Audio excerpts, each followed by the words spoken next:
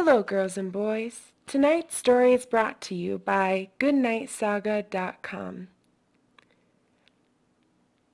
The Dragon and the Princess. Once upon a time, there was a dragon who lived in a great castle high up on the mountain. The dragon had lived there for thousands of years, but no one had ever seen him. In the village that was located just below the mountain, they talked much about what it might be like in the castle, but no one dared to visit it. The dragon had been in the village several hundred years before, but had been frightened by a strange noise. It was a shepherd boy who had blown his flute. The dragon had never heard music before, and he thought it was terrible.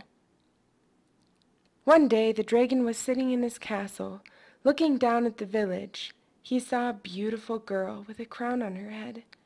He fell madly in love with her, and thought that he would surely like to marry her. He did not know, of course, where she lived. But I'll have to look for her, he thought.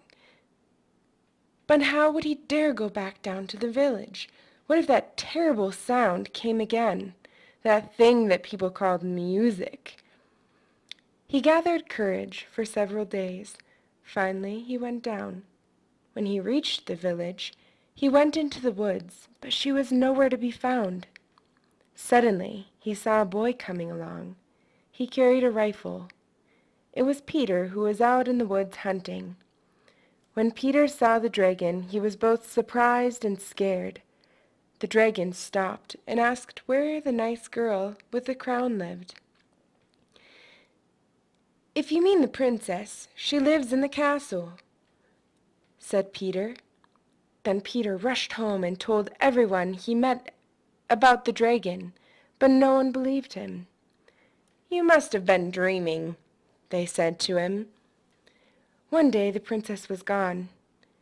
They looked everywhere throughout the spacious garden where she was picking flowers.